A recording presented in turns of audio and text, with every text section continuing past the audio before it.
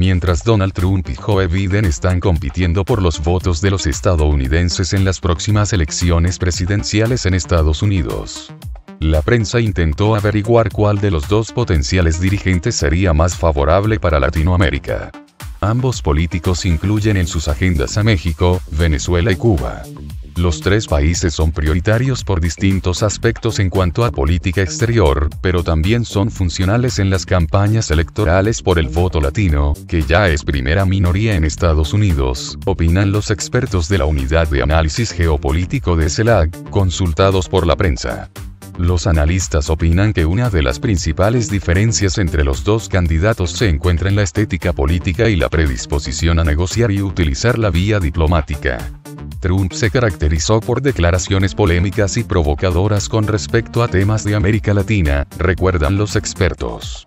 En particular, amenazó con que México pagara el muro para evitar el flujo de migrantes, calificó a los países de Centroamérica como países de mientras y declaró abiertamente que existe la posibilidad de una intervención militar en Venezuela.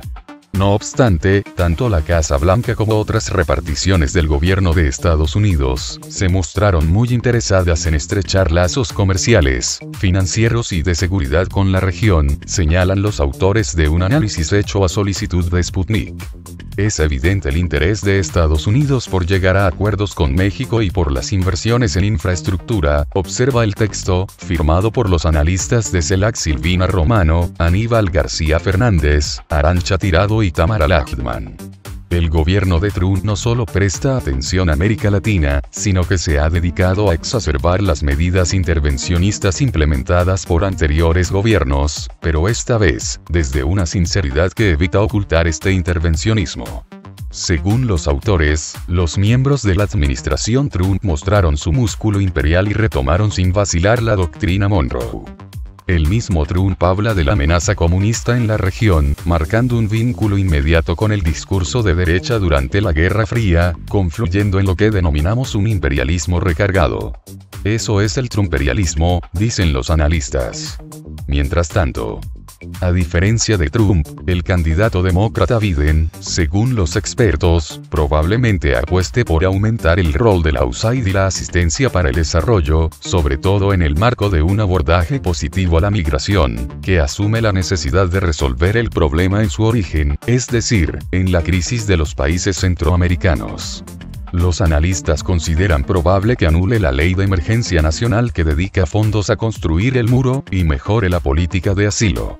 En cuanto a la política con gobiernos progresistas, se esperaría mayor capacidad de diálogo y negociación, pero esto no quita la posibilidad de que persistan en estrategias de desestabilización y presión por diversas vías, económicas, diplomáticas, jurídicas, aunque de modo más sutil, que durante la gestión de Trump.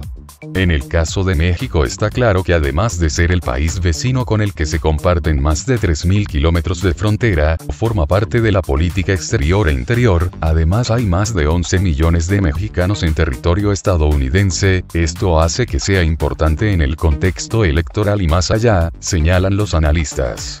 México, de ganar Trump, vería una continuidad en la política antimigrante, la ampliación del muro y la profundización de la presencia de empresas privadas en el país, en el marco del renovado Tratado de Libre Comercio, TEMEC. Si bien la relación con AMLO es de respeto, no está exenta de momentos ásperos o de crisis, como los que se vivieron en 2019 con la caravana migrante, agregan. Venezuela. Si en algo hay consenso en el gobierno estadounidense es el cambio de régimen en Venezuela, así que una administración Biden podría continuar esa política, pero sin ser tan confrontativa.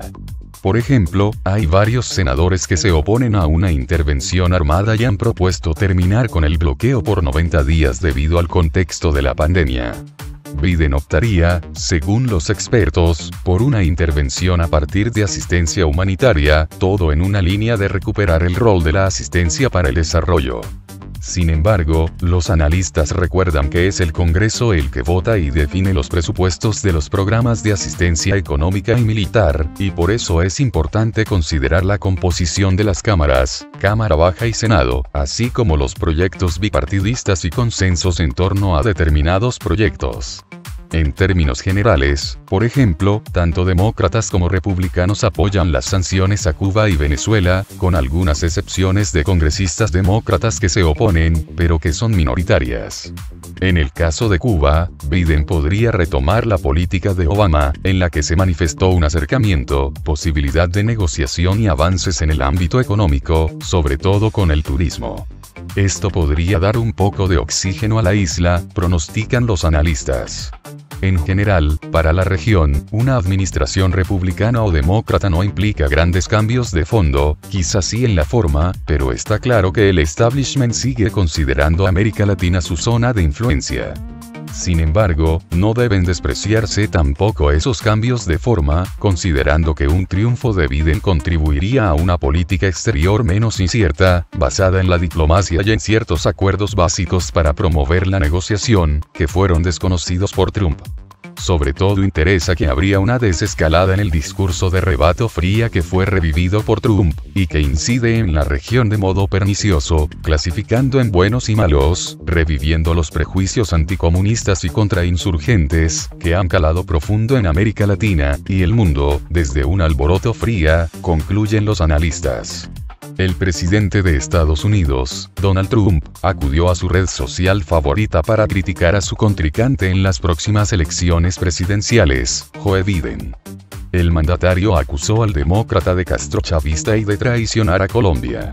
La importancia de América Latina en la contienda por la presidencia de Estados Unidos es cada vez más palpable a medida que se acerca el 3 de noviembre. En uno de sus últimos tweets, el mandatario arremetió contra Joe Biden, a quien acusó de castrochavista, un término utilizado con frecuencia por la oposición venezolana y por varios políticos latinoamericanos. Joe Biden es un títere de castrochavistas como el loco de Bernie, Alexandria Ocasio-Cortez y la admiradora de Castro, Karen Bass. Biden cuenta con el apoyo del socialista Gustavo Petro, un gran perdedor y ex líder guerrillero del M-19. Biden es débil en el socialismo y traicionará a Colombia. Estoy contigo, escribió Trump. El mandatario estadounidense también dedicó un tuit a la reciente liberación del expresidente Álvaro Uribe Vélez, a quien catalogó como un aliado. Felicitaciones al expresidente @Álvaro Uribe Vélez, héroe, ex receptor de la Medalla Presidencial de la Libertad y aliado de nuestro país en la lucha contra castrochavismo. Siempre estaré con nuestros amigos colombianos, señaló el presidente de Estados Unidos. A pocas semanas de las elecciones presidenciales, ambos candidatos han tratado de conquistar los votos de Florida y el voto hispano. La administración Trump ha colocado anuncios en donde hace referencia a la relación entre Biden y los gobiernos de Cuba y Venezuela. En un anuncio lanzado en Florida, muestra a Biden diciendo que será uno de los presidentes más progresistas de la historia de Estados Unidos. Luego se pasa a imágenes del expresidente venezolano, Hugo Chávez, en el que menciona la frase "nuestros gobiernos progresistas". Luego se va al líder de la revolución cubana, Fidel Castro, hablando de las ideas progresistas, las ideas del socialismo, y por último se escucha al ex candidato presidencial de Colombia, Gustavo Petro. Con este nuevo eje progresista tendría aliados muy poderosos. Anteriormente, el mandatario ya había hecho mención al supuesto apoyo del congresista colombiano, Gustavo Petro, hacia el candidato demócrata. Joe Biden recibió la aprobación del socialista colombiano Gustavo Petro. No está bien, ¿cierto? No es un buen apoyo. Un exguerrillero de la organización M-19 señaló durante el evento Latinos por Trump, realizado en Florida. Durante el cierre de la Convención Nacional Demócrata, el candidato presidencial Joe Biden presentó su plan migratorio. En ese marco, el ex vicepresidente estadounidense prometió que, de llegar a la Casa Blanca, en los primeros 100 días de su administración revertirá las políticas implementadas en la materia por el actual mandatario, Donald Trump. Entre las medidas más importantes, se contempla la eliminación de todos los decretos emitidos por el gobierno republicano. Con esto, se pondría fin a acciones tan polémicas como la separación de familias de migrantes, así como el veto a los ciudadanos de países como Irán, Irak, Libia, Siria o Somalia. Igualmente, implicaría el restablecimiento de programas como la Acción Diferida para los Llegados en la Infancia, DACA, por sus siglas en inglés. para José Luis Valdés Ugalde, investigador del Centro de Investigaciones sobre América del Norte, CISAN, de la Universidad Nacional Autónoma de México, UNAM, el interés de Biden en este tema se asocia con el hecho de que se trata de una de las principales debilidades en la agenda de Trump.